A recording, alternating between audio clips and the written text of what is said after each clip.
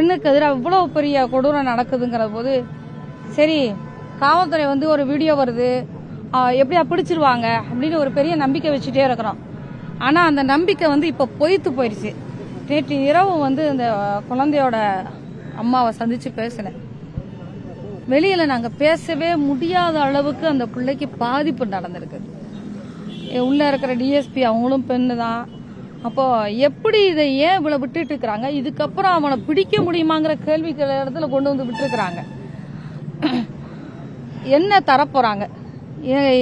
இந்த விஷயத்துக்கு என்ன எந்த விதத்துல எங்களுக்கு நீதி தரப்போறாங்க? இப்போ நாங்க என்ன முடிவுக்கு வந்திருக்கிறோம்னா அவனை பிடிக்கிற அந்தண்டையும் நாங்க காவல்துறை எங்க அலுவலகத்திலே இருக்க போறோம். நீங்க காத்திருப்பு தான் நாங்க செய்ய போறோம். எங்களுக்கு வந்து அந்த குற்றவாளியை பிடிக்கணும், அந்த குற்றவாளி பிடித்தே ஆகணுங்கிற இடத்துல இருக்கிறோம். ஏன்னா நாளைக்கு எந்த குழந்தையும் நாங்கள் இனிமேல் எந்த இடத்துல நடமாட முடியும்? இங்கே நடக்குது, அடுத்து கும்மிடிப்பூண்டியில் ஒரு விஷயம் நடக்குது. இன்னொன்று இது ஒரு எல்லை பகுதியில் இருக்குது. உங்களுக்கு இதை இந்த பொண்ணை வந்து பாலியல் வன்புணர்வு செய்த வந்து ஒரு வடக்க வந்து வந்தவன்னு சொல்கிறேன். அப்போ உங்ககிட்ட கண்டிப்பா இங்க யார் வேலை செஞ்சாலும் இங்க அவங்களுக்கு அட்ரஸ் கொடுக்கணும், ஆதார் கார்டு கொடுக்கணும், தகவல் கொடுக்கணும், எல்லாம் இருக்கும். இவ்வளவு இருந்ததுன்னா யாரும் எவ்வளவு சீக்கிரம் நீங்க பிடிச்சிருக்கலாம். ஒரு வீடியோ கிடைக்குது, அவன் ட்ரெயின்ல போறான், இங்க போறாங்கிறாங்க, அப்படி போறாங்கிறாங்க, எல்லாரும் எடுத்த பிறகும் இவங்கனால ஏன் பிடிக்க முடியல? எனக்கு வந்து நான் நேற்று வந்து அந்த பெற்றோர்களை சந்திச்ச வந்து உண்மையில ஊடகங்கள் தவிர்த்து உண்மை நிலை என்னன்னு போய் பார்த்துட்டு வாங்கன்னு மருத்துவர் அன்புமணி ராமதாஸ் அவர்கள் சொன்னார்கள். ஆனா வந்து பார்த்த பிறகு என்னால இப்ப உங்களையெல்லாம் என்னால நேர்கொண்டு பார்க்க முடியல. நாம குற்ற உணர்ச்சியில் இருக்கிற மாதிரி இருக்கிறோம். எப்படி இதை பிடிக்காம விட்டுக்கிட்டு இருப்பீங்க? இந்த குழந்தைக்கு நேர்ந்து இருக்கிற அந்த அவ்வளத்தை நாங்க எந்த விதத்துல சரி கட்ட போறோம்? அந்த பிள்ளைக்கு ஒரு கவுன்சிலிங்கோ எதுவுமே நடக்கல. இப்ப என்ன செய்துட்டு இருக்கிறாங்க காவல்துறை? இப்ப கேட்க போறேன். நேற்று வந்து கேட்டப்போ நாங்க ரொம்ப பிஸியா இருக்கிறோம், மீட்டிங்ல இருக்கோம். நாங்க மீட்டிங்கே அதுக்காக தான் போடுறோம், அவங்கள பிடிக்கிறதுக்காக தான் போடுறோம், நீங்க வந்து பேசி தடை பண்றீங்கன்னாங்க.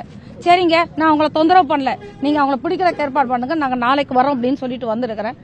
அந்த அம்மாவோட உட்காந்து பேசுனதுல வெளியே பேச முடியாது. அவங்க யாரு வந்தாலும் அவங்க அப்பா தான் பதில் சொல்ல வேண்டிய சூழ்நிலையில இருக்கிறாங்க. பெத்தவளால பேச முடியல, பேச முடியாத இடத்துல கொண்டு வந்துருக்காங்க. அவங்க பேசின பிறகு ஒரு ஆண் பக்கத்துல நிக்கிறதுக்கு நமக்கே பயமா இருக்கு, எனக்கே பயமா இருக்கு. அவ்வளவு மோசமான ஒரு விஷயம் நடந்திருக்கு. தமிழக அரசு காவல்துறையும் தயவு செய்து எதனால இவ்வளவு உங்களுக்கு காலதாமதம் எனக்கு புரியவே இல்லை. நீங்கள் நானும் புரியுற ஆள் கிடையாது. ஆனா தெரியாத ஆளுங்க வந்து அந்த இடத்துக்குள்ள வந்து இந்த வேலி இந்த இடத்துல திறந்து இருக்குன்னு எப்படி தெரிஞ்சுக்க முடியும்? அந்த பகுதியில அந்த பிள்ளைய எல்லாத்தையும் கவனிச்சிருக்கிற ஒருத்தர் தான் வந்திருக்க முடியும். அந்த எப்பயும் திறந்திருக்கிற அந்த கடையா அன்னைக்கு பட்டு மூடப்பட்டிருக்கு. அப்படி ஏகப்பட்ட கேள்விகள் இருக்கு. கஞ்சாவும் இதுவும் அங்க ஜாஸ்தி அந்த ஏரியாக்குள்ள. அப்ப எங்க தமிழ்நாடு முழுக்க கஞ்சாவும் ஜாஸ்தி, தமிழ்நாடு முழுக்க ஜாஸ்தி. தமிழ்நாடு முழுக்க இந்த பாலியல் வன்புணர்வு எங்கெல்லாம் நடக்குதோ அங்க எல்லாம் வந்து இந்த கஞ்சாவும் சாராயமும் இல்லாம எங்கேயாவது இருக்குதா? இப்ப இதுதான் இவ்வளவு காரணமா இருந்தோம். இன்னும் நம்ம எல்லா டாஸ்மாக் கடையும் விட்டு வச்சிருக்கிறோம். சிவகாசில டாஸ்மாக் கடையை அடிச்சு நோக்கிட்டு 15 நாள் ரிமாண்ட்ல இருந்துட்டு வந்தவன் நான். இப்ப எல்லாம் எங்க கொண்டு விட போறாங்கன்னு தெரியல. பொதுமக்களும் ஊடகங்களும் மைக்கு வேணாம், நாம எல்லாரும் சேர்ந்து நீங்களும் சேர்ந்து கூட வந்து உட்காரணும். அப்படி கொதிச்செல்ல வேண்டிய கட்டாயத்தில் இருக்கோம். செய்திகளை உடனுக்குடனும் துல்லியமாகவும் தெரிந்து கொள்ள சப்ஸ்கிரைப் பண்ணுங்க.